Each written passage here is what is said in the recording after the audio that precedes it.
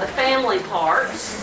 I know that some of you started working on your genogram last night, so that was exciting. Did y'all find out anything new that you didn't know maybe? A little bit? Found out my cousin had a baby one day. Hopefully you're going to start finding out some interesting things about your family. Might be some stuff you might not want to know, but might be interesting for you. We'll talk about those on Monday. Now my plan for today, because we've got 2 more sections. We've got female, reproductive, and childhood illness. Okay, so what my plan is, if this is okay with you, because it is Friday, is to try to get through female reproductive. If we've got some time left, to go ahead and start demonstrating those skills early, so that we're not here much past is that if we skip lunch and go to maybe 1:30 or something like that? Will that work? And then we can get out of here. Is that okay with everybody? So let's see how far we get, and then you can go home and you can not sleep. You can go home and you can work on some of the stuff that you've got to do. All right? Okay.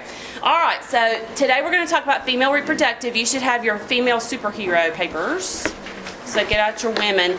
Now my goal is, what I really had thought about this, what I really wanted to do with this is that, remember I talked about yesterday, we had the gingerbread people, and so now I've got female superheroes in honor of the fact that tomorrow is Heroes Con in Charlotte. If anybody or their kids are into comic books and superheroes and all that stuff, you need to take your kids. Kids 12 and under are free.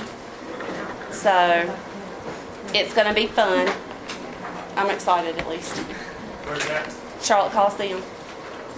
So How long? it's 3 days. Today, tomorrow, and Sunday. So anyway, just thought there's going to be a lot of comic book people there.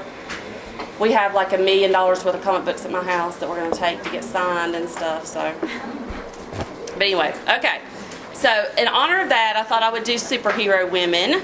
And what I thought you could do as we go along with the little woman, the superhero woman, you can, draw a line that this causes abdominal pain or whatever, and write out to the side interventions, just so that you would kind of have a guide, something to look at. You don't have to do that if you don't want to, but I did spend the color cartridge money for it, so it'd be a good idea to use it if you can.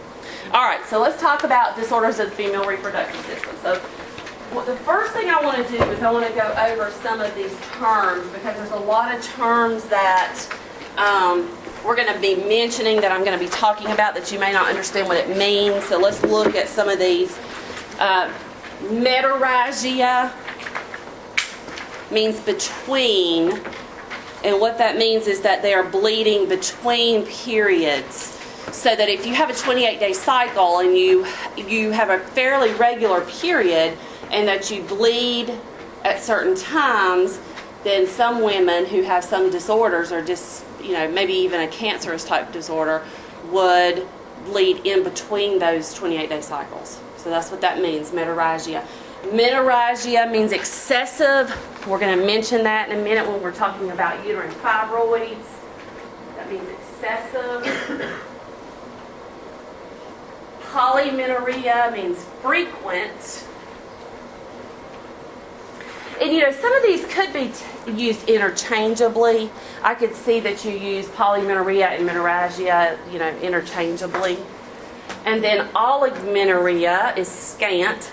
Oligo. When we talked about oligouria, remember when we were talking about urine? Scant urine. So of course oligo is your key word there. And then amenorrhea. Most people have heard of amenorrhea. Amenorrhea is absent, and we see that most commonly with pregnancy. Amenorrhea.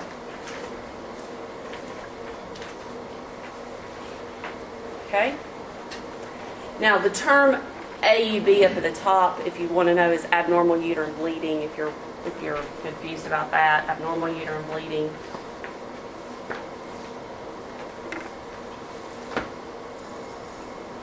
Okay, so just some terms just to kind of get your head wrapped around what we're talking about.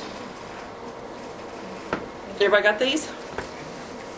All right, so let's talk about the first one.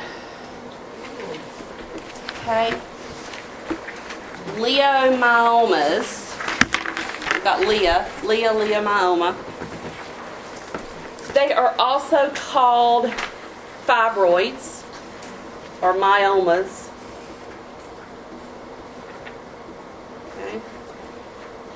This is a picture of a uterus that has been removed and split down in half. You know how you fillet a steak or you butterfly a steak? That's what they've done. They've butterflied the uterus. So they've split it open just so that you can see the white spots or the little tumors, the little myomas. Okay? We don't know what causes them to form, but we do know that it's most common in African American women between the ages of 30 and 60. Most common in African American women between the ages of 30 and 60. Okay,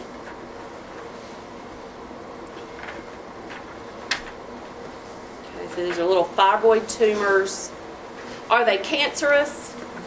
No, they're typically non-cancerous. They're not malignant, but they do cause a lot of problems.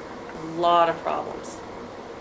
As you can see, I mean, those are pretty large when you consider that's the uterus. I mean, those are pretty big tumors. Okay, so what does it cause for your little superhero woman? She has pelvic pain.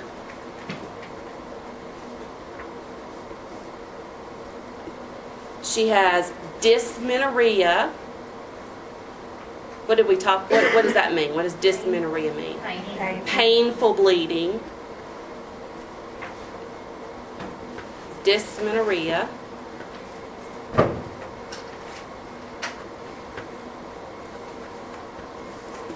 It causes fatigue.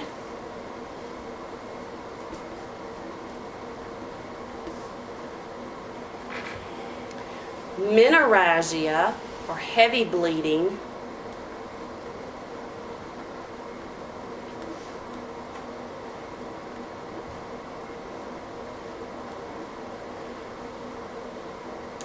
And abdominal enlargement.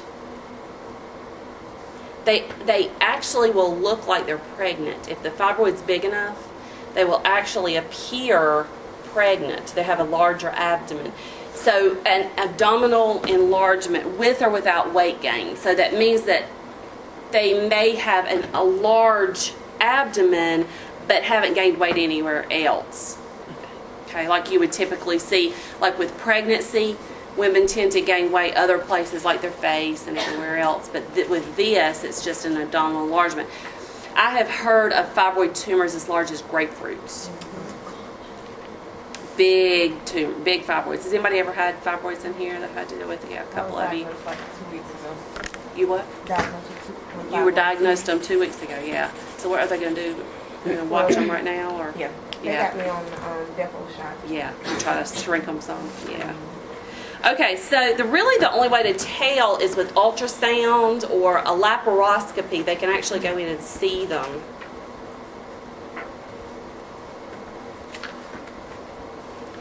Now, they can go in and do what we call a myomectomy, and I'm going to show you a picture. This is up there, a myomectomy.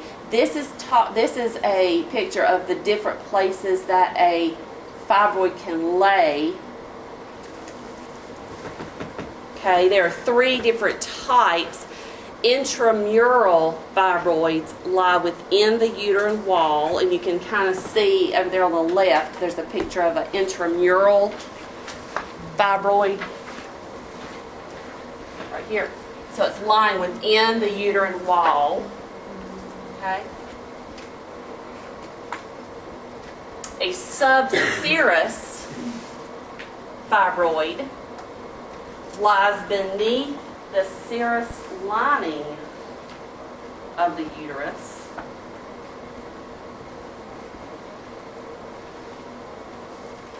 Okay. And then submucosal, or submucous.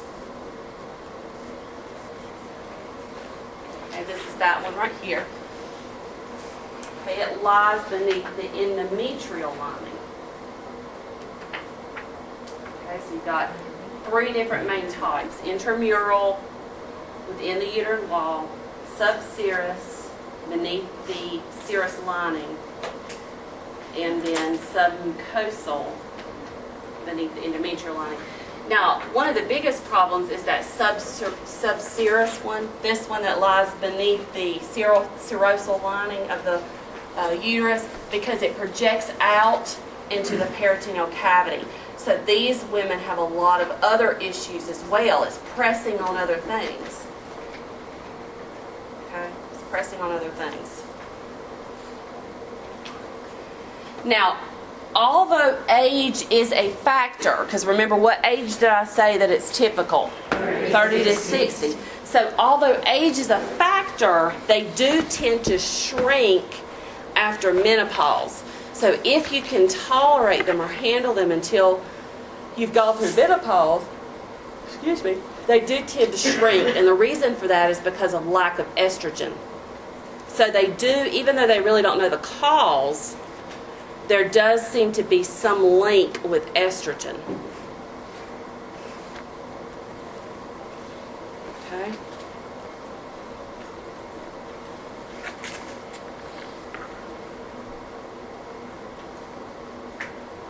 Okay. Now, a myomectomy is a little bit different than a hysterectomy. A hysterectomy, they actually will go in and they will remove the uterus, right? Mm-hmm. With a myomectomy, it's the same type of procedure, the same type of surgery, which is why I've got different incisions up here. It's the same type of surgery, but instead of removing the uterus, they will actually go in to the uterus. They'll split through the uterus, just like with a hysterectomy or a C-section. They'll remove the fibroids and then they reconstruct the uterus. So who would be more likely to have that kind of surgery? Childbearing age. Younger women who have fibroids that are causing problems would be more common to have like a myomectomy. Now, if they are 60 and they're past the age of having children, it's probably more likely that they would go in and do a hysterectomy because they don't need it anymore anyway, right? Okay, so a myomectomy, the difference between that and hysterectomy is it leaves the uterus intact. They reconstruct it after removing the fibroids and leave the uterus intact. And again, it's more commonly would be for a childbearing age person. Will that cause the uterus to be weaker? It will. It will cause the uterus to be weaker, kind of like a C-section. That's why we don't recommend you having a vaginal birth after a C-section, because the uterus has a greater chance of rupturing. And so same deal with this.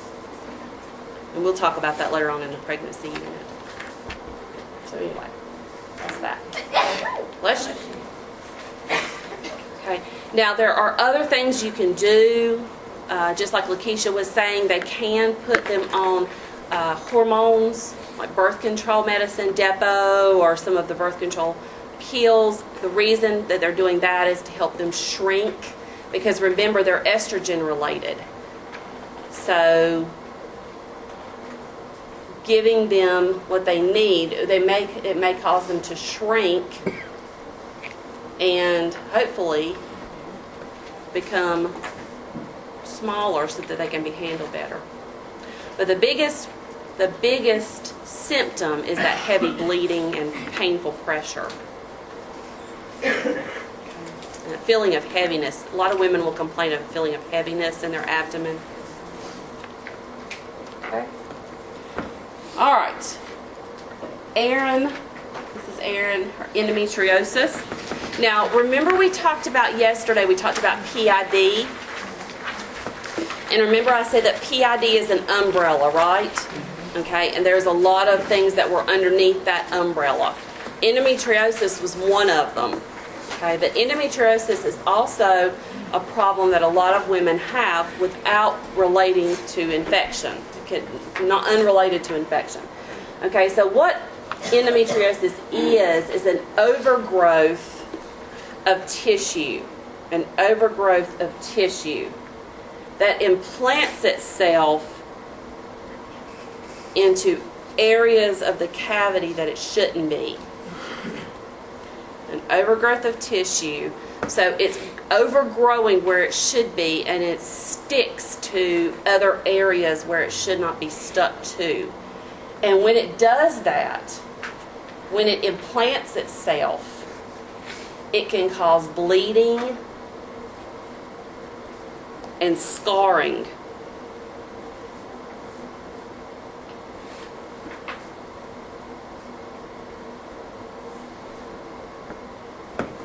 Now I'm going to flip this page, or this slide, and we can come back to it, or we can go to another, doesn't matter, but I wanted to show you this. This is a picture of endometriosis, and you see how right here this tissue is overgrowing on top of the ovary. See, here's a normal ovary, a normal appearing ovary, and see now the tissue is overgrowing it and implanting itself on the ovary. And it can do that in a lot of places. It can do that on fallopian tubes, all over the cavity. I had a student a couple years ago who had endometriosis so bad that the tissue had grown up into her lung cavity, and it had stuck to her lungs. She was having difficulty breathing. It was really that bad. So it can become very, very serious. It kind of invades the inside of the body. And again, wherever it implants, it causes bleeding and scarring. So these women would be at high risk for what? We talked about yesterday, big I word.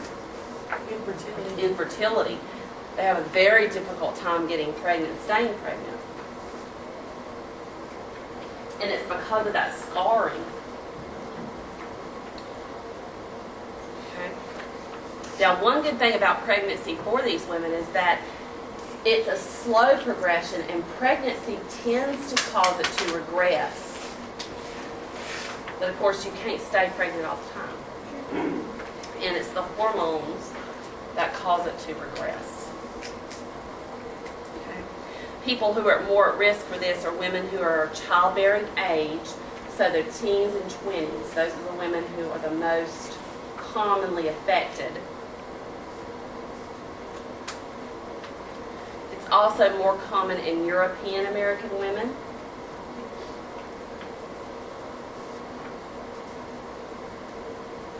And people who have a family history of it. You know, if your mother had endometriosis, the chances of you getting it are much higher. There are actually support groups for women who have endometriosis. I mean, it's a very serious thing. Okay, so what do they complain of? They complain of heavy, throbbing pain in their abdomen and their pelvis. Heavy, throbbing pain in their abdomen and their pelvis. And that pain they will say that pain will radiate down the back of the thighs. So they have pain, it goes around the back, and it radiates down their thighs. And it's a very painful, heavy, painful thing.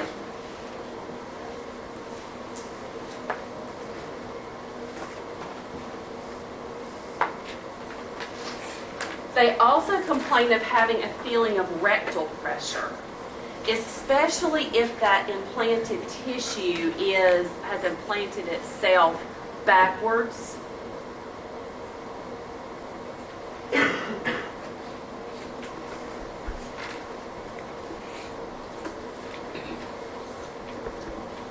And then they also, of course, have dysfunctional uterine bleeding. They may have, when I say dysfunctional uterine bleeding, it may be that they have extremely heavy periods, and they may have irregular periods. So it's very dysfunctional. Everything about it is just very dysfunctional. Those overgrowths, they lead to cysts? Not really, that's not really cysts. It's not cysts. It's just that they'll have pockets of bleeding, areas that traps the blood. And most of them cause infection or scarring. Can they remove the tissue? They can remove the tissue, but it'll grow back. It will grow back. It will grow back.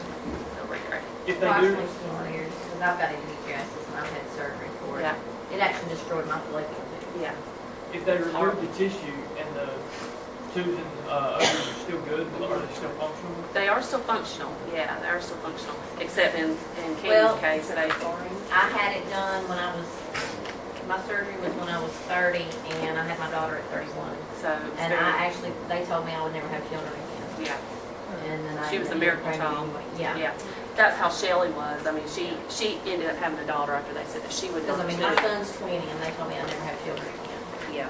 Now, again, it will grow. It is slow growing, but it will continue. It'll grow back. I mean, Now, did anybody else I in can your feel mine growing back now. I You mean, I can can feel feel it. yeah? And you can feel it. It's an invasive thing. It reminds me of some of these alien shows that you see, you know, where they tissue. I When mean, they really. showed me the pictures and everything, once they did it, Yeah. you know, what they saw, I mean, it was really just unbelievable Yeah. how much had grown. Yeah. Does it look like spaghetti noodles? I thought it looked like spaghetti noodles. Not really. It kind of it reminds me of like if you have honey on your hands or something like that, and It's you do gooey. this, and you see all the stringy stickiness. That's what it reminds me of. It's like a web.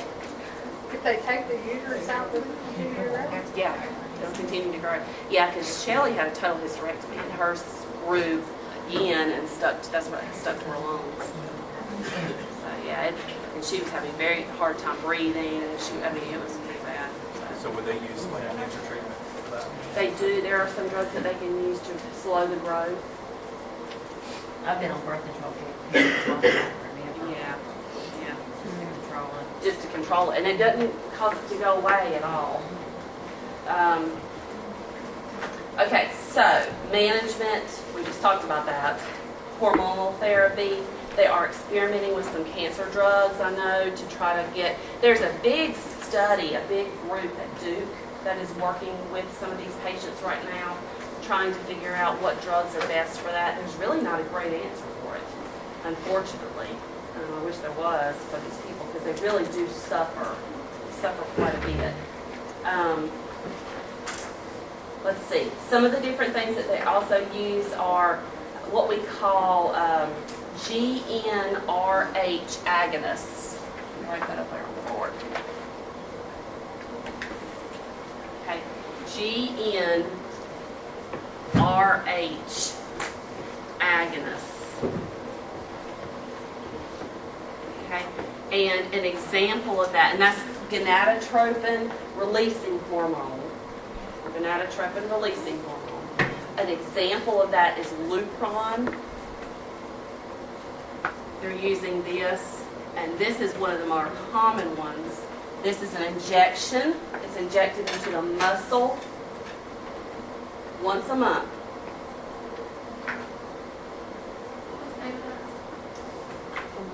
What? What was the name of it? Lupron. Oh, Lupron. Now, what these drugs do is they create an artificial menopause. Okay, they force it into remission.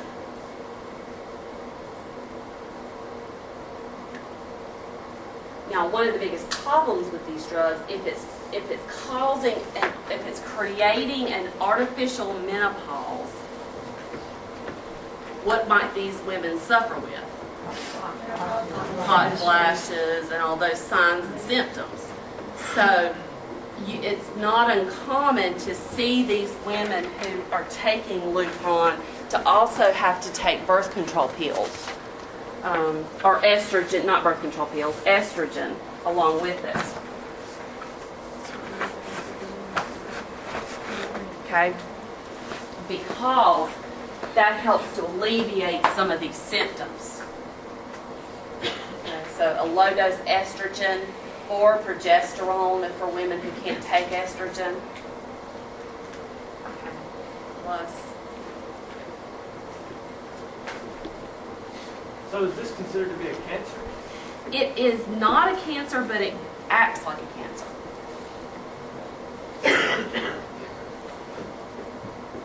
The way it grows and develops. And I tell you, probably the women who have it feel like it's a cancer. so Lupron injected into the muscle once a month. Has everybody got that? All right. Depo-Provera is another drug that they can use that seems to be fairly effective because what, again, it's doing, it's not creating a feeling of menopause, but it is halting menstruation. Okay. And so if it's halting menstruation, it acts similar to a pregnant state. And remember I said at the beginning that pregnancy helps it to regress, halts the progress of the implantation. So if you're creating that feeling in your body, it will help to halt the progress or slow the progress of that implantation. Okay. Now, a drug that they used to use that you still may see some is Danazol. They took it off the market for a while and have just recently put it back on, but has a lot of precautions because Danazol, although it really works good with endometriosis because what it does is it suppresses the growth of that tissue, that overgrowing tissue. It suppresses its growth. Although that is a great thing, it can cause serious side effects. And if you happen to get pregnant while you're on Danazol, it can cause serious effects in a baby. So, like I said, they did stop the production of it for a while, and they just put it back on the market, but it has a lot of red flags. So, now as a last resort, they will end up doing a laparoscopy or they will go in and do a hysterectomy.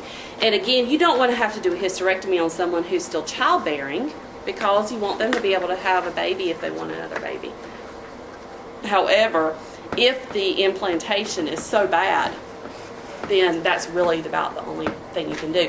And again, it's not going to stop it forever. It's still going to grow back. So that's the only bad thing about it. But it does slow it down quite a bit. And they can go in periodically and they'll lysis the adhesions. Have you ever heard of lysis of adhesions? They'll go in and do a lysis of adhesions and they'll cut some of these implants away. And it helps. I mean, it helps for a while, but then like Candy said, it helps. It does grow back. Does anybody else have endometriosis in here? So a couple of you. So you know. I did a total on me at 23. A total hysterectomy at 23. Yeah. Have you had any trouble since then? Nothing. Of bowels and everything. Yeah. Yeah. So it was on her bowel and so yeah, it's serious business. Definitely serious business. Okay. Dysmenorrhea. This is Diane, Dysmenorrhea.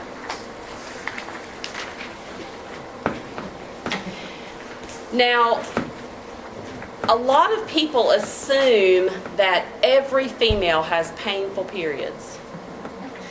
No, we don't. Not everybody has painful periods. It's not a comfortable thing, but some women have more pain than others. And dysmenorrhea is painful menstrual flow. Okay? It's very common in women in their early 20s.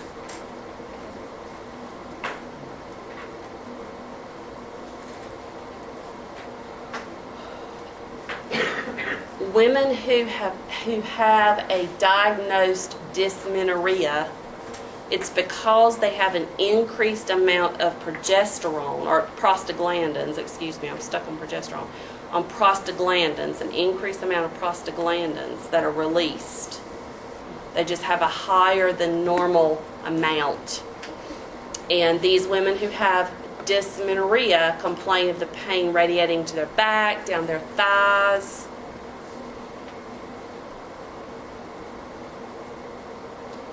Now, they have gone so far as to classify two different types of dysmenorrhea. There's primary dysmenorrhea. Primary dysmenorrhea There is no specific pelvic pathology, it just occurs. Okay, there's no medical reasons. It's just a female who just happens to have a tendency to have extremely painful periods. That's primary dysmenorrhea. Secondary dysmenorrhea means that the woman has something else going on in her pelvis, like endometriosis or PID. There's a medical cause for the painful period. Does everybody understand the difference between the two? So primary, there's no specific cause. Secondary, there is a medical reason behind it.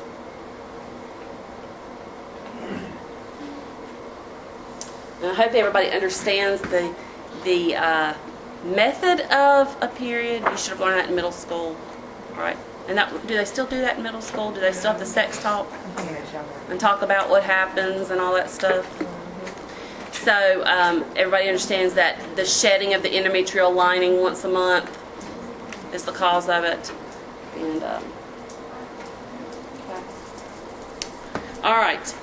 There's really not much you can do about this. One of the treatments is oral contraceptives. They'll put these women on a birth control pack because it does help to minimize the period, the length of the period, and the side effects or the pain of the period. So oral contraceptives, very typical treatment for this. Heat works really well. NSAIDs.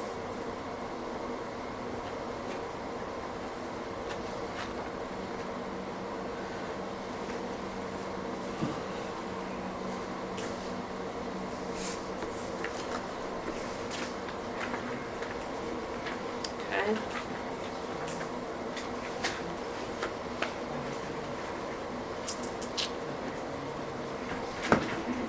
All right. All right, PMS. Patty, PMS. All right, PMS is a group of symptoms. You know, it stands for premenstrual syndrome, and not every woman has PMS, despite the fact that I know a lot of people think that we do. There is also another disorder, and I printed this out for you, and it's on a nice orange paper, about knowing your symptoms. Pull that out too, because I want us to look at this. When I found this, I thought it was a wonderful way to describe the difference between PMS and what we're going to talk about in a second as premenstrual dysphoric disorder, which is a severe form of PMS. Those are the women that you really worry about killing someone. I mean, I know we all feel that way at some point, but these are the women that like actually may do it. Okay? All right, PMS. PMS is a group of symptoms. There are behavioral, emotional, dermatologic, metabolic, neurologic, urologic symptoms. So, for example, behavioral, women complain of decreased work performance.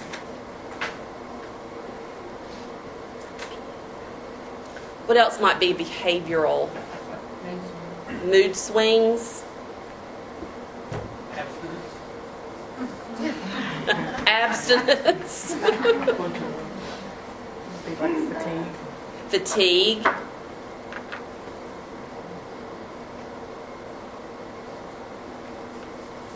Your book calls it assaultive behavior.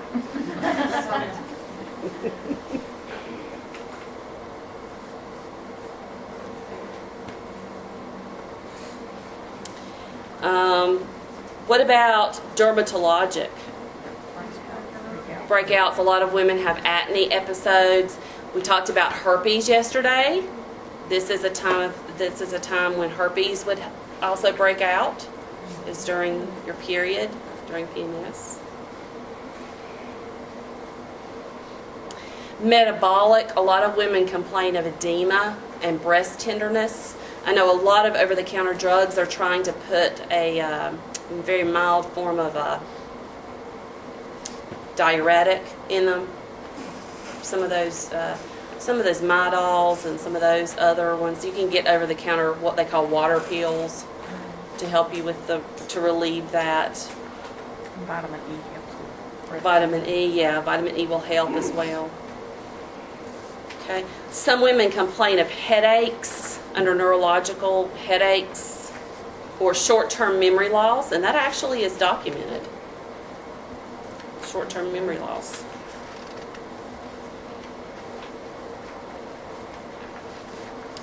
And then under urologic, some women get frequent urinary tract infections during this time. Now, the cause of PMS, we don't really know all the causes, but we do know that it's a hormonal imbalance between progesterone and estrogen.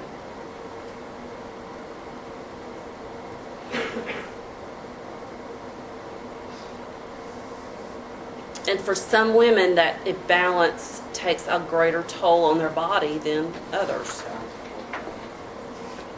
between progesterone and estrogen.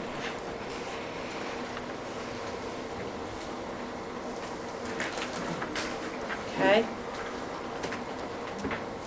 Now, the way that we treat it, and of course I like this little, I don't know if you can see it, but it says, I'm pretty sure they call it PMS because that's way easier than than estrogen-produced manic depressive bipolar disorder prone to psychopathic rage. And that does describe a lot of women who have PMS. Okay, and really there's not a whole lot you can do except to focus on symptom relief. Again, birth control, especially progesterone, birth control medicines will help. Remember I said it's an imbalance between your estrogen and progesterone. So progesterone, birth control, oral contraceptives will help. Decreasing salt and caffeine will help the swelling and maybe some of the mood swings. Although a lot of women say that they need the caffeine for the headaches, so just depends on you. Diuretics, and it may be serious enough that they need an antidepressant.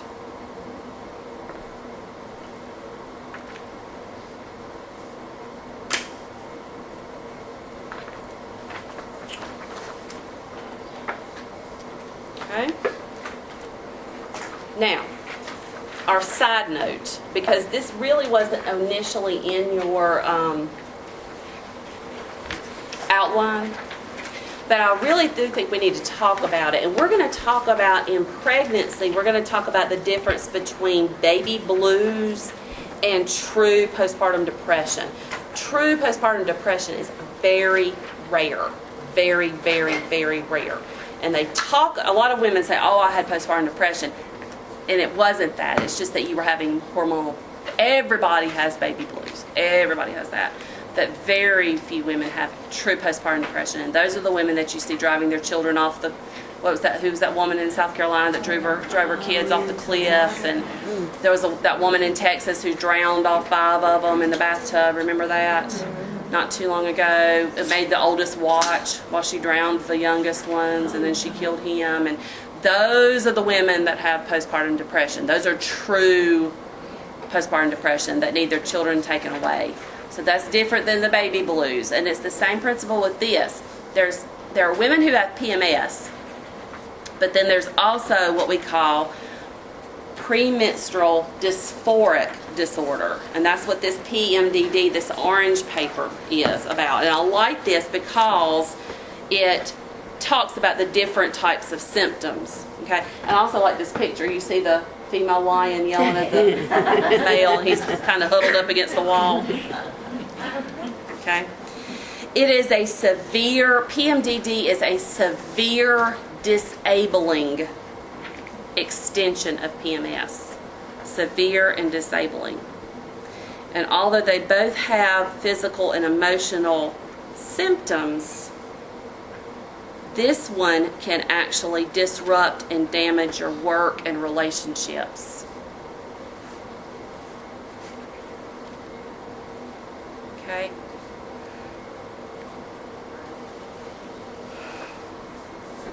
All right. Now, in this list on the orange paper, a lot of these are the same, but the ones that stand out as the biggest difference between the two are with PMDD, they tend to have a feeling of sadness or hopelessness.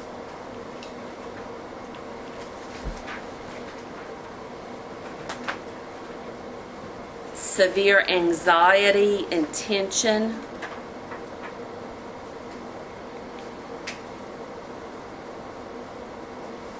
And that one's kind of at the top. It says it's feeling anxious or nervous. You see where it says that? Extreme moodiness. Extreme moodiness.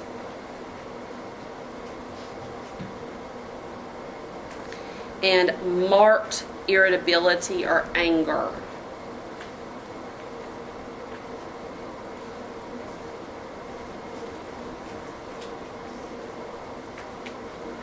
Okay. All right, we don't really know why some women have PMDD and some don't, but we do know that it's possible that the hormonal imbalance is just so severe that the symptoms get get worse. I mean, there's not a whole lot. However, these are the women who really need to be on those antidepressants that I mentioned earlier, because they can't control some of these depressive episodes to the point where they may harm themselves. So antidepressants such as SSRIs, you know what that stands for? Selective serotonin reuptake inhibitors, SSRIs. An example of that is Prozac or Zoloft. Those are two examples of SSRIs. Okay. Again, birth control pills, just like with PMS, will help to hopefully balance out that hormonal level.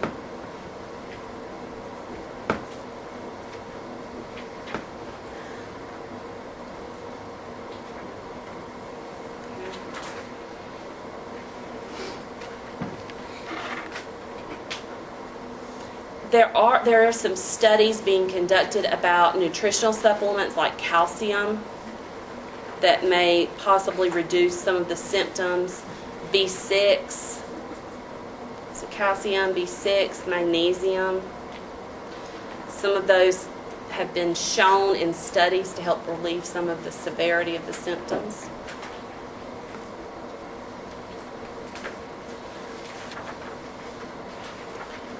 So really look at this orange paper. I really like it because it does give those biggest differences. It kind of stands out at you. All right, amenorrhea. Amenorrhea we know means that they're not having a period. This is amenorrhea. Okay. Amenorrhea means that it's the absence of a period, and of course the most common cause is pregnancy, right? Pregnancy means that the period has stopped. Now, just like with your dysmenorrhea, there are two types. There's primary and secondary. However, don't get them confused, because in dysmenorrhea we said that with primary there's no underlying cause, it just happens, that they're just prone to having painful periods. In this case, primary amenorrhea means that something is wrong, some kind of anomaly of the reproductive system. Okay, it is very uncommon, and they will not classify them, though, as having primary amenorrhea until they have not had a period by the age of 16.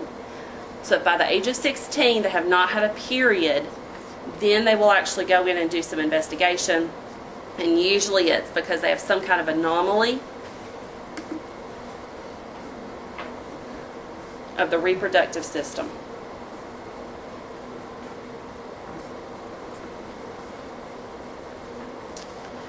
All right, secondary amenorrhea means that they have had a period. At some point they have had a period, but something has caused it to stop for at least 3 months. This is the most common cause of amenorrhea. And I've got up here a neat little chart that I found that shows the causes of secondary amenorrhea, excluding pregnancy. Okay, and of course, so pregnancy would be considered a secondary amenorrhea, but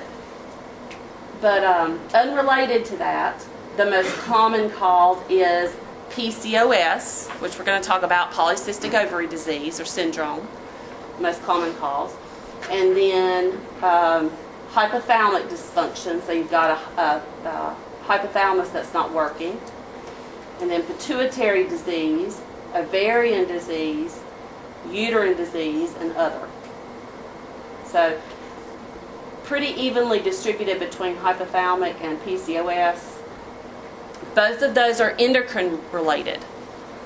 Okay, so an endocrine disorder can cause it. Who else might be affected by? What might you be doing as a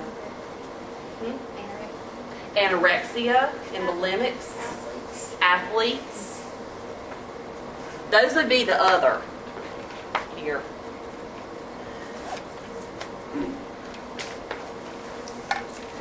All those little girls that you see doing gymnastics in the Olympics, you know, they probably don't have a period.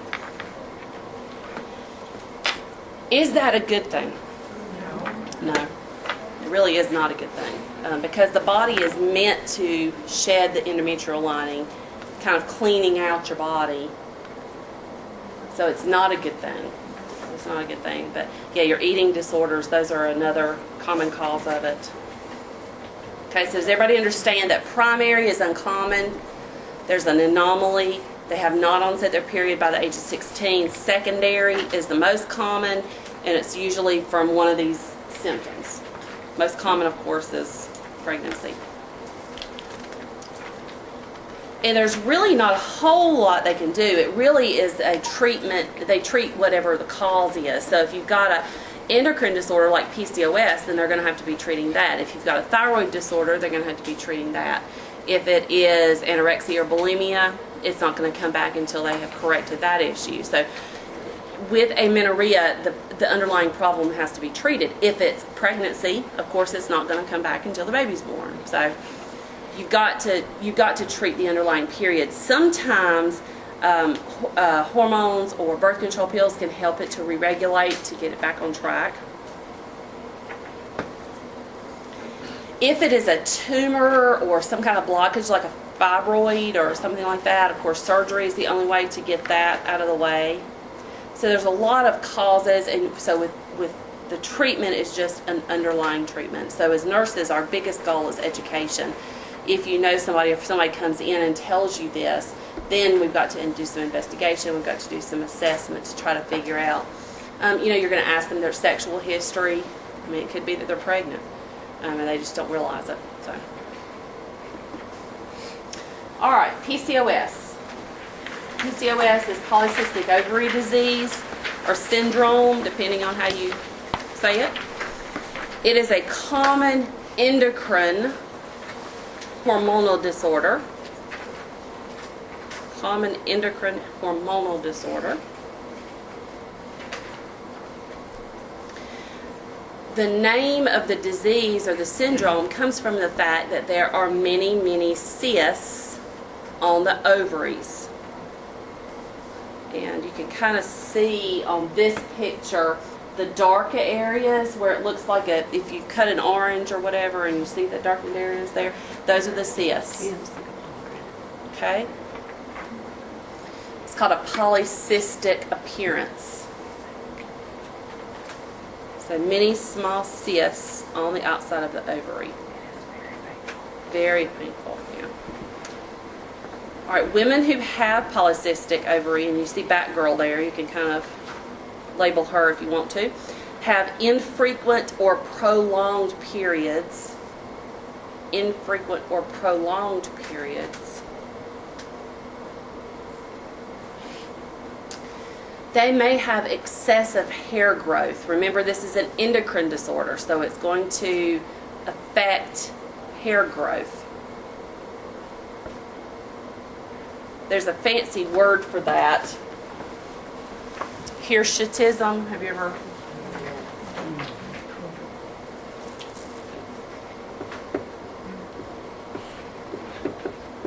Where they grow hair, like on their lip or 10.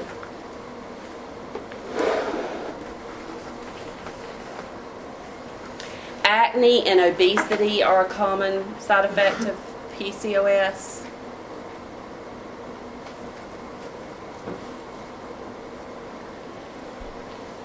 Do y'all think it's hot in here, or is it just me?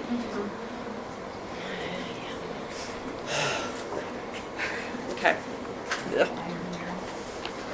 And the sad thing, or the difficult thing about PCOS is they have difficulty getting pregnant. And that is a hard thing for them to have to deal with. They have difficulty getting pregnant. Now, there are some long-term complications with this. Remember, it is an endocrine disorder.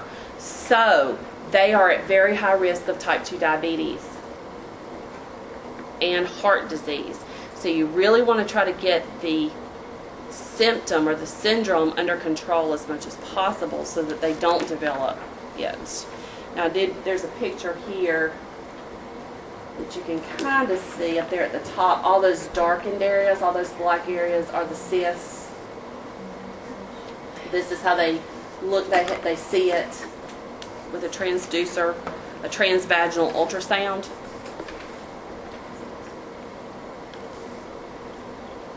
And it will show pictures of the ovaries. It'll show the darkened areas on the ovaries or the cysts.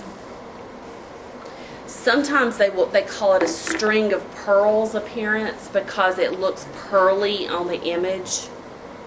On the outside of the ovary, it looks like a bunched up string of pearls, and that's what they call it, a string of pearls appearance.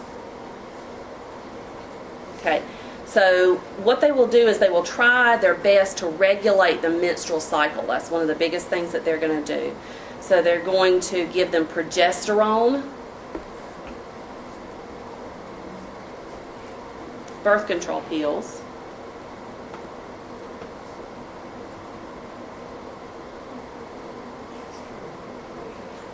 progesterone birth control pills to try to correct and regulate the period.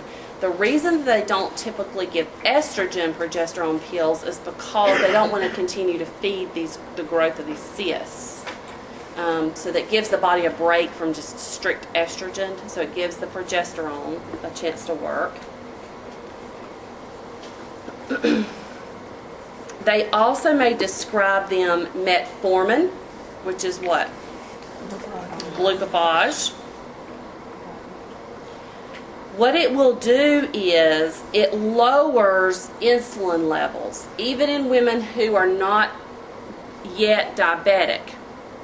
It lowers insulin levels and improves ovulation. That's what metformin does for women who have PCOS. So it lowers the insulin levels and it improves ovulation. Remember, our goal is to try to have a regular menstrual period that is not so extremely heavy.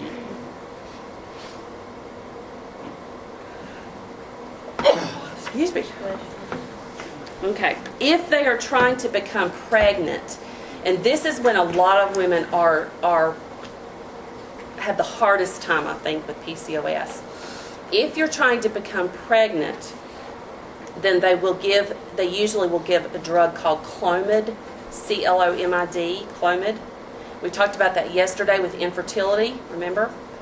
Clomid is an anti-estrogen medication.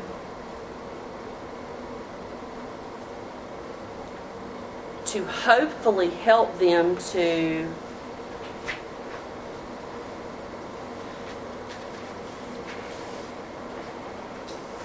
ovulate in order to get pregnant. Now, a lot of women may have to take the Clomid and the glucophage together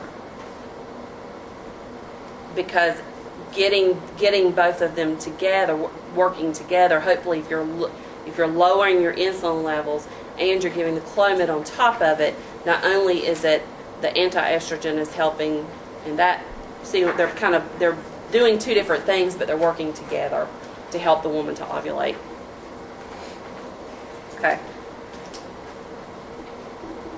Now, women who have a lot of hair growth, this hirsutism, they will be given, again, birth control pills or aldactone. And we see aldactone, the generic of that is spironolactone. What is that? Do you know? It's a diuretic. But what it does is it blocks androgens, and androgens are the male hormone, right? It blocks androgens on the skin. And it helps the hair growth. Did you notice a lot of these drugs have several different uses? What'd you say the drug was called? Aldactone or spironolactone. It's a diuretic. We give aldactone a lot for patients who have a high blood pressure. It's given in, or heart disease. Okay.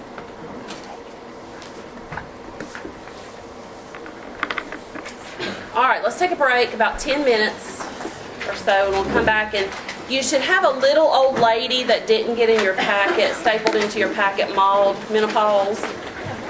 She has a cape on. She's super brown. Pause. This is Maud. She's a superhero too. She has her cape on. Okay, so we know what menopause is. It's a decline in estrogen and progesterone production. Of course, it happens around the age of 50, even though some women report a beginning in symptoms in their 40s. Depends on the female. There's also surgical induced menopause. Everybody understand that? Because, like if they have a hysterectomy with an oophorectomy, if their ovaries are taken, you can have a surgically induced menopause. Okay. Some of the signs and symptoms of menopause are erratic menstrual cycles. Now, if you are one of those women who had erratic menstrual cycles to begin with, of course it's harder to tell when it's onsetting. Vaginal atrophy, so the tissue atrophies in the vaginal vault. A change in vaginal pH. These women are more prone to yeast infections.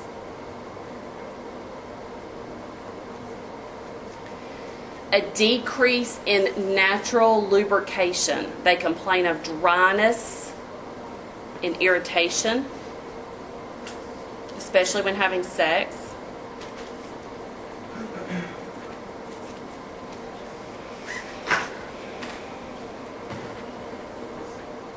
Hot flashes, night sweats. I think that's one of the things that women complain about the most. That and the vaginal lubrication. Okay.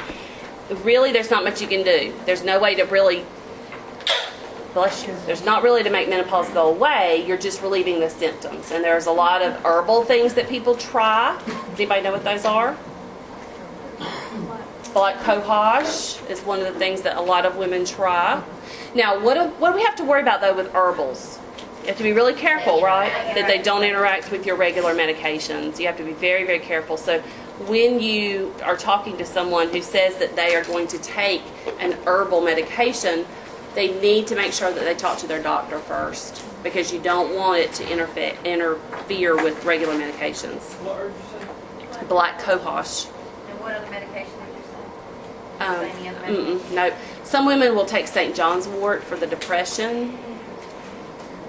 But the black Cohosh is supposed to relieve the hot flashes and night sweats. But again, there's not a whole lot you can do except for symptom management.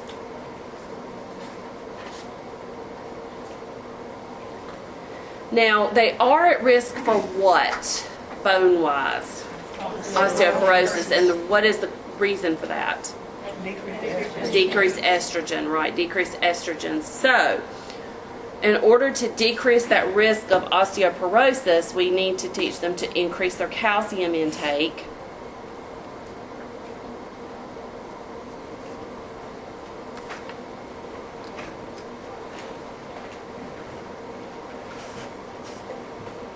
Okay. Hormone therapy may help. Now there was a big, huge study several years ago that came out that said that taking estrogen, taking hormone replacement therapy caused breast cancer. Remember that? It was a huge ordeal, and there were physicians that were taking their patients off of it left and right. And all these poor women were getting broken bones and osteoporosis and all this stuff. Now they're discovering that it's the, what, do you know? Is it the plain estrogen or the combination that's the most at risk, you know? It's the combo. It is the combo. So as long as they're on just plain estrogen, then it's not as high of a risk. I mean, they're still at risk, but the greater risk was in the combination drugs. So they're slowly putting women back on it. And it does help also not only with the risk for osteoporosis, but it does help some with the other symptoms, the moodiness and the... Another thing that you need to teach these women is to monitor very closely for postmenopausal bleeding. Now, they can do blood tests to show where you are in menopause. They will actually say, oh, you're premenopausal, or you're... And what they're looking at is FSH levels, follicle stimulating hormone, FSH levels. That's what they draw as a blood draw to see where you are in menopause. An increase in FSH levels is a sign that you're in menopause.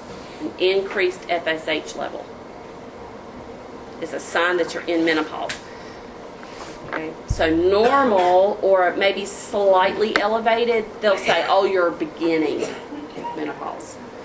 Really high numbers, you're in menopause, and then it slowly starts to go back down. After menopause is over, is finished, they should not have postmenopausal bleeding. And they need to be taught that postmenopausal bleeding is a very bad sign, because it could be signs and symptoms of pending cancer diagnosis. We're going to look at that also in just a minute.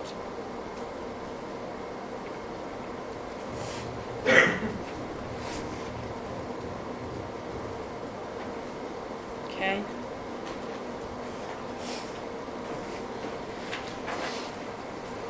All right. Can you name a few factors affecting the timing of menopause? How do we know when it onsets? How do you know that you are going to be? Family history, genetics. Right, genetics. If your mother was an early onset menopausal person, then you may be as well. Early menses. If you started your period young, you will probably go through menopause earlier than most.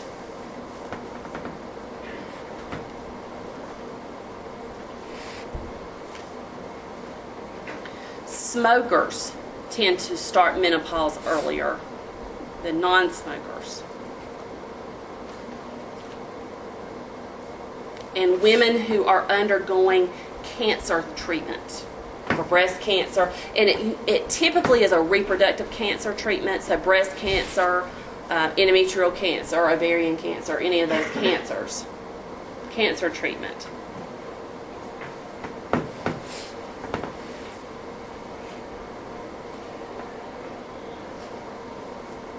Okay, so those are just some of the things that you look for.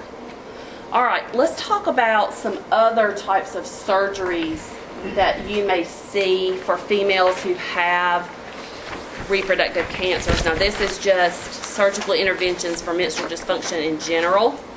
Okay. Have you heard of a DNC?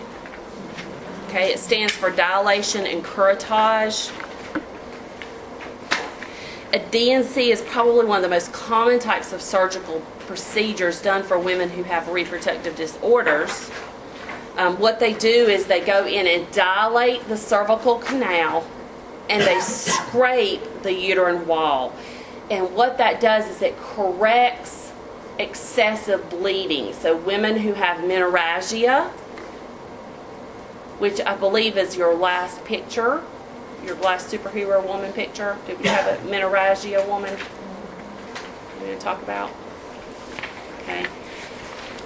Really what menorrhagia is just excessive bleeding, and it can be caused by anything. It can be caused by any of the things that we talked about, fibroids or any of those onset of menopause, those heavy periods. So what they will do is they will go in, they will dilate the cervical canal, and they will scrape the uterine wall, and it will help to correct excessive bleeding. Is it a cure? No. A lot of women have to go in and have multiple DNCs. And of course, what's that going to create though? Scar tissue. So women who have had, and we're going to talk about this also in our pregnancy chapters, women who have had excessive DNCs or excessive scraping are at higher risk for miscarriage because of the scarring. They're not able to carry a pregnancy. Okay. Did anybody get to see a DNC during surgery? Your surgical rotation? Nobody got to see a DNC? A lot of DNCs are done on an outpatient procedure where they are only in there for the procedure and then they go home after the recovery period. One of the things that you teach them is they've got to monitor circulation, especially DVTs, and that goes for any type of female surgery, and it's because of the position that they put them in. It's a similar position that you go in for your pap smear where they put your legs up in the stirrups, and that position for a prolonged period of time can cause the blood flow to somebody's alarm's going on, will cause the blood to get really sluggish, and it can cause clotting. So you really have to monitor for that. You also teach them no sex for 6 weeks, and the reasoning rationale behind that is to allow any open wounds, any scarring. Remember, they're scraping the inside, so we want that to heal back, because if you're introducing bacteria up into that area, then we're going to have a whole new problem. All right? No tampons, because tampons, of course, have a higher risk for toxic shock syndrome. Again, introducing that bacteria up into an area that hasn't fully healed.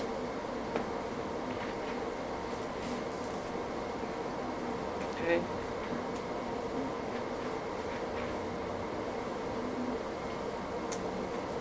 All right. Endometrial ablation. Endometrial ablation is a procedure that they do when DNC doesn't work. So if you've had a couple of DNCs and they still are having trouble with excessive periods, they can go in and do an endometrial ablation. The biggest thing about endometrial ablation that I want everybody to understand is that it ends your period. It ends menses and reproduction. So women who have an endometrial ablation have to be told in the beginning that they will no longer be able to have a child. Okay, and that's a big deal. What it does is it permanently destroys the endometrial layer. So it permanently destroys that endometrial lining that is shed every month during our period. Okay, but it's also necessary, that endometrial lining is necessary for pregnancy as well. And we'll talk about that later on, because it regenerates and regrows to allow us to become pregnant again. So when it's permanently destroyed, there is no chance of having a baby again. Does everybody understand that? Did you say how they destroy? I don't know if I missed it. The what? How do they destroy? They go in, it's a laser that they go in, and they actually will permanently, like, laser it, kill it off. Huh? They can like burn it. Yeah, it burns. The laser will actually burn through the tissue. Is that making some birth control methods out? It's a permanent birth control. I don't remember if that was Escher, but they go in and destroy the line. It's probably the same principle, yeah, as an ablation. Yeah. And if my thinking is, okay, let me ask you this. What do you think? Why would you have an ablation as opposed to a hysterectomy? If they both end your childbearing abilities, That's less invasive. scarring is less invasive, but also what? It lets you keep your hormones. And that's why they do this as opposed to a hysterectomy. If you're young enough, you don't want to go through years and years and years and years of that induced menopause, right? You want to have your ovaries as long as you can. So, and you can do a hysterectomy without removal of the ovaries, but it's not as common anymore. When nowadays they just pretty much go in and clean you out, do the whole shebang, or at least they may leave one ovary. But it would also allow you to keep your hormones. Wouldn't recovery time be less? Recovery time is less because it's not as invasive. You're not doing the cutting like you do with hysterectomy. But now they're doing vaginal hysterectomies. Not vaginal, laparoscopic hysterectomies. Did y'all know that? It's amazing. First time I ever saw that. Did you get to see one with the Da Vinci? Yeah. It's amazing. Those women are in and out in 24 hours with a hysterectomy. I seen something or read something somewhere where they said they were trying to stop it because something about the laparoscopic could cause an infection to the abdominal area. It can. It also, there's a high risk for injuring the bladder. Permanently injuring the bladder. I saw a story about that. So that is a concern. I don't know that the Da Vinci people would like to hear that, but it does. Yeah. It's because you can't see it. Yeah. It's because you can't really see, even because that little camera, that little Da Vinci camera, is, y'all seen it. It's not big. It's not like being inside with everything opened up. But, with hysterectomy, used to, in our mothers' and grandmothers' day, they would stay for a week. They were in there, because hysterectomies used to be total abdominal hysterectomies. That's what you saw, a TAH, a total abdominal hysterectomy. They cut you, laid you open, took everything out, sewed you back together, but you were there for a week because it was a major surgery. Major surgery. And they still do total abdominal hysterectomies if they have those grapefruit-sized fibroids or really large areas that they have to see. There's an advantage to an total abdominal hysterectomy versus a vaginal hysterectomy or the lap. And it's what we were just talking about up here, is that with the vaginal hysterectomy or a lap, you can't see as well. So those women who have vaginal hysterectomies or a lap have a higher risk of having bladder issues. And I saw a study, an article, or heard it or read it or somewhere, about the high risk with Da Vinci having bladder nicks and tears, and then women having to go home with catheters and all this stuff because of that. So there could be some advantage to an abdominal if you have to look at it that way. Okay. Now, a hysterectomy, of course, they go in, they remove the uterus. They can remove the ovaries and the fallopian tubes if there's a high risk of cancer. They do try to leave at least one ovary if they can because of the hormone issue.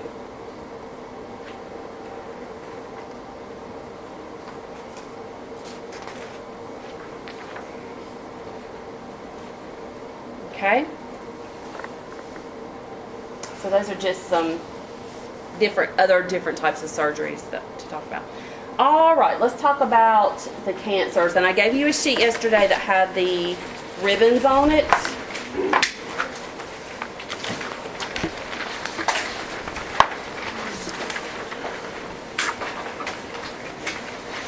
Okay. Now, correct me if I'm wrong, but you all talked about breast cancer with Miss Beaver, right? Did you talk about any of these others? Making sure. You just talked about breast cancer, okay? Because I gave her my breast beads for y'all to see. Did she show you the breast beads and how you can tell the different lumps and all that? And okay, good.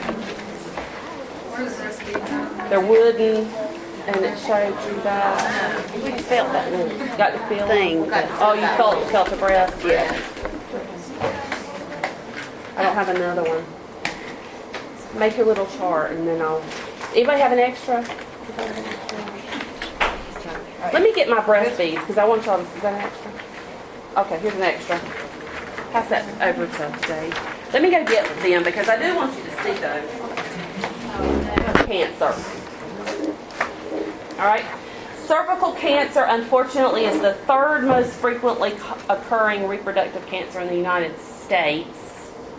It's third in the list of reproductive cancers.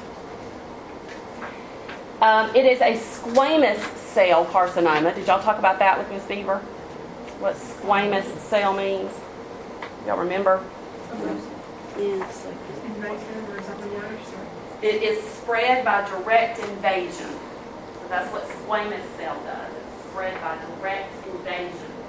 And it's spread to the accessory structures. So the pelvis and the pelvic structures are what are at risk for metastasis. So if cervical cancer metastasizes, you're going to see it in the pelvis or the pelvic structures.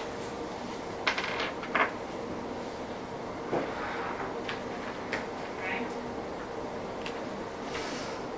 All right, let's talk about who's at risk. People who have early sexual experience, so the very young, if you were very young when you had it the first time. Multiple sex partners.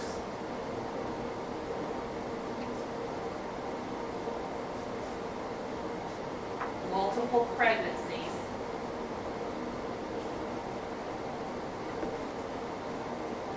And there's your HPV. Remember I was talking about HPV yesterday, and one of the things they're doing for HPV is giving the Gardasil shot now. And of course that was the cause. Remember, the whole purpose of developing Gardasil was to decrease the risk of cervical cancer, genital herpes, and cigarette smoking. Now, one of the scariest things about cervical cancer is that, I'm going to have this in bold here, it may not show symptoms early. And that is one of the scariest things I think about cervical cancer, is that it may not show symptoms early. It only shows symptoms when it's advancing. And of course, by that point, we don't want it to get to that point, right? Mm-hmm. So some of the signs and symptoms that you see above are bleeding. What is leukorrhea? White discharge. That white discharge. Leukorrhea is white discharge. There also may be a watery, blood-tinged discharge that may be foul-smelling. The next one is a late sign. Pain in the back of thighs, that is a late sign. So, of course, you don't want to get to that point.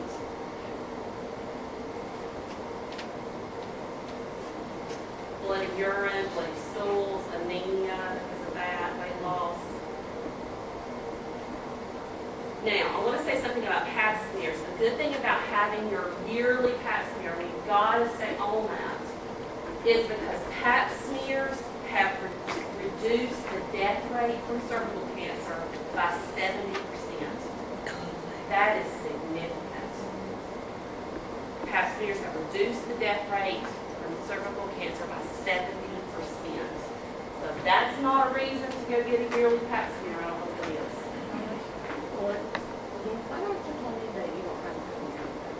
I was going to say, A lot of insurances are not wanting to cover them yearly anymore.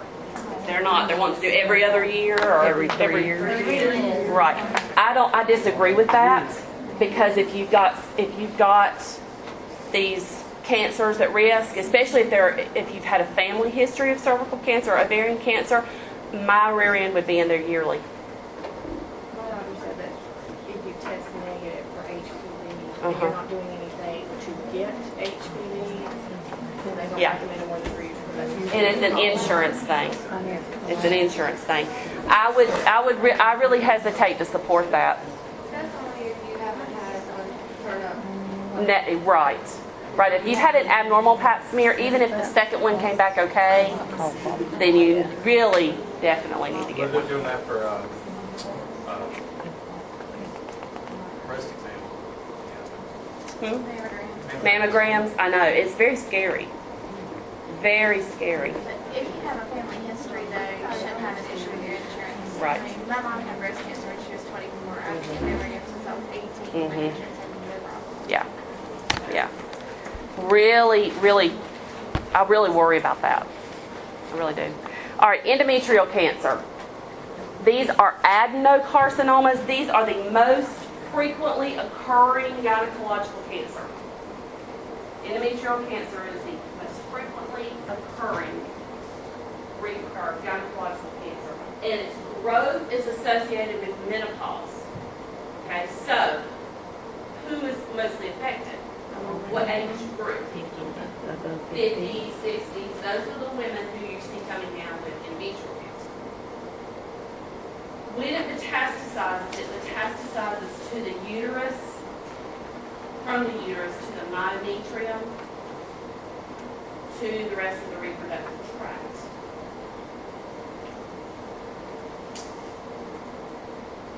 You said that one more time? When it metastasizes, it goes from the uterus to the myometrium to the reproductive tract. Now, I want you to see some of the things that are a risk. A lot of these are histories that we've talked about before, but look at this one right here.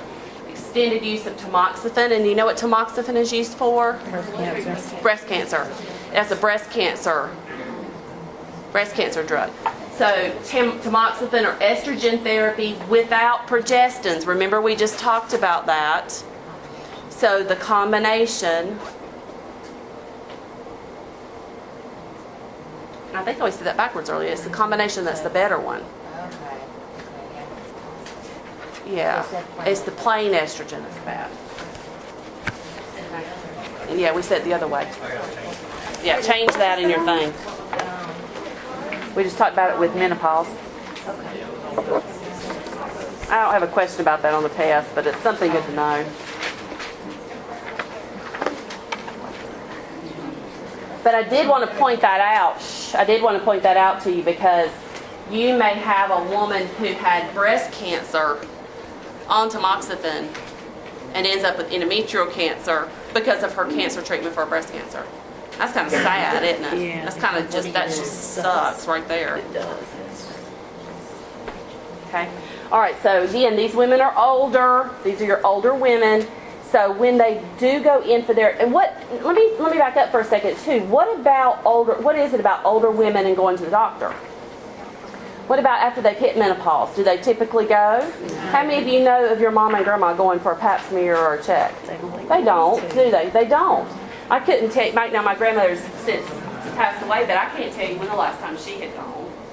So that's the problem. Is that remember me saying that with menopause, if they start having postmenopausal bleeding, that is a very bad sign. Remember I said that?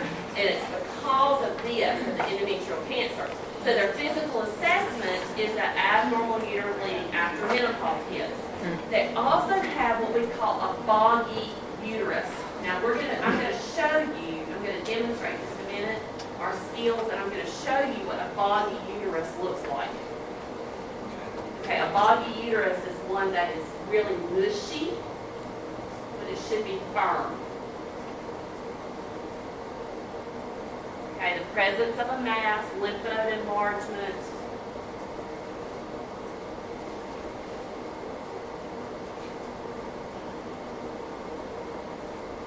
Okay, so the biggest sign of endometrial cancer is that abnormal uterine bleeding. So if you teach your women, and really this is something we should teach all older women in the hospital, even if they're not there for this. You know, we always talk to people about making sure they get their well checks, right? This is something that we really should make sure that our older women know about. They have still got to have a yearly check. Now, that doesn't mean they have to have a pap smear, but if they go to a gynecologist or even a family doctor that does a pelvic exam, they can feel for that mass or that boggy uterus. So that is very important. And to make sure they understand that if they start bleeding after menopause is over, we've got a problem. Right? Okay, the most lethal of all of the cancers, reproductive cancer, is ovarian. Go back. Yes, please.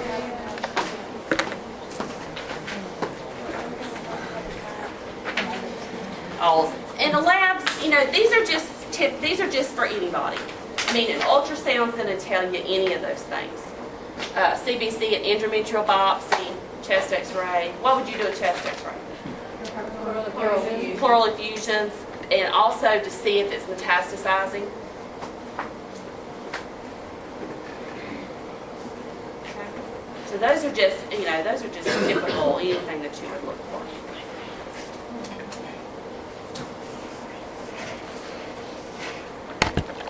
Okay. All right. The most lethal of all of the gynecological cancers is ovarian cancer, unfortunately, and it is often the site of metastasis from other cancers. It is the most rapidly spreading cancer, and the reason for that is because it sheds its cells. It's like it seeds. You know how you see those, what are those white things? Vaginal.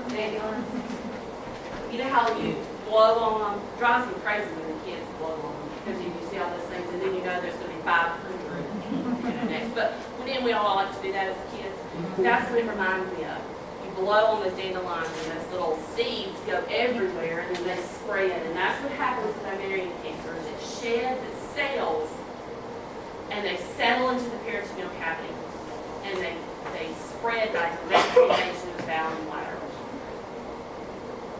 Very, very deadly.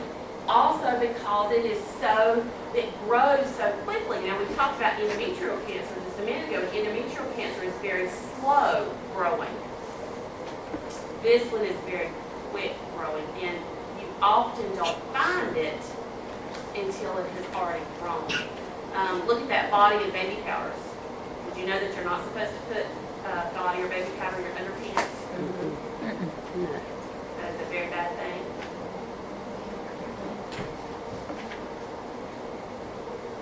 Frequent miscarriages.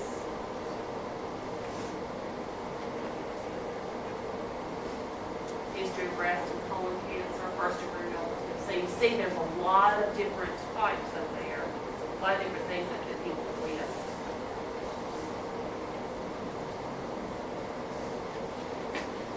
What's going on under fertility?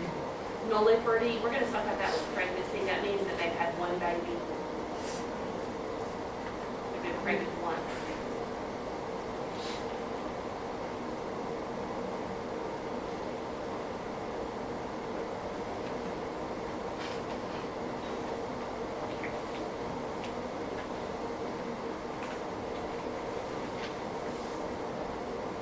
Okay? Very, very scary type of cancer. Now, another thing that's scary about this, one thing that makes it so lethal, is it's like your cervical cancer, that there are no warning signs. With this case, they may be very vague warning signs, such as are mild, such as indigestion, urinary frequency, and abdominal bloating.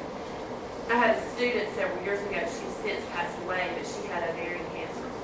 And one thing that she said was that one thing when we talked to her about it, how many of you worked at Rowan for a while? Do y'all remember Libby Brown? She's a little older. Anyway, Libby had ovarian cancer. And one thing that she said is that she had frequent indigestion or heartburn. And that and to the point where she had to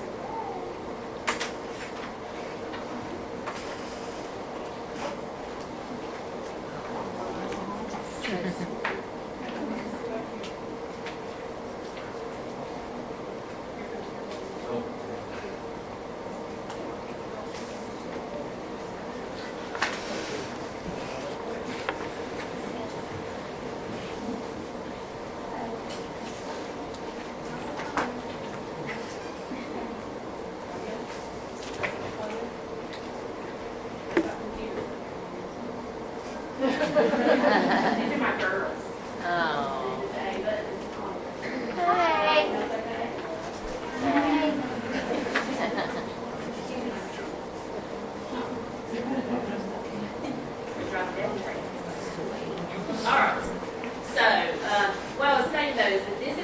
most lethal one for cervical cancer because it doesn't have any warning signs. It's very vague. I was talking about Libby. Libby said that one of the biggest things that she was having was she had a horrible, horrible heartburn. And she went to the doctor, and that's when they discovered the ovarian cancer. Her heartburn. It gives you a different perspective on heartburn, doesn't it? It's scary. Okay? It's very scary. So abdominal bloating, constipation, pain, pelvic pain. Okay. Very, very, very scary. Some of the risk factors, of course, again, are oral contraceptive use too. Does put you at risk. Now, they do say that breastfeeding and hysterectomy help to, without removal of the ovaries, help you to decrease the incidence of ovarian cancer. So if that's not reason to breastfeed, I don't know what is. I'm a big breastfeeding advocate, so that's not one of the, that's why I always say breastfeeding and hysterectomy help to decrease the risk of it. Without ovary? Without ovary. Help to decrease it.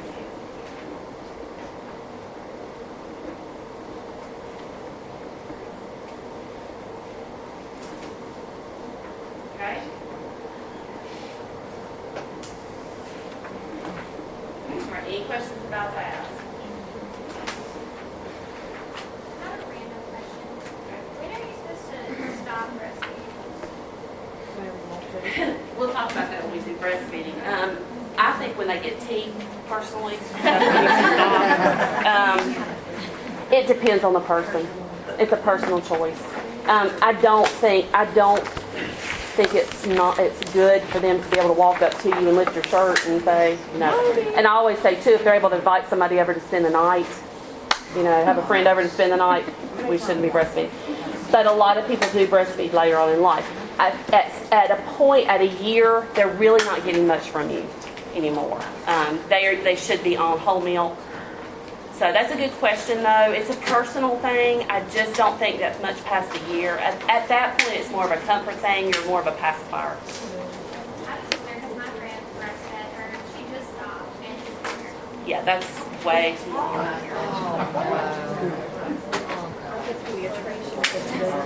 There's a national average for breastfeeding is about 5 years. For especially in other countries, third world countries, because they don't have anything else. Yeah, I can see them there. Okay. All right, this is what we're going to do. It's 5 till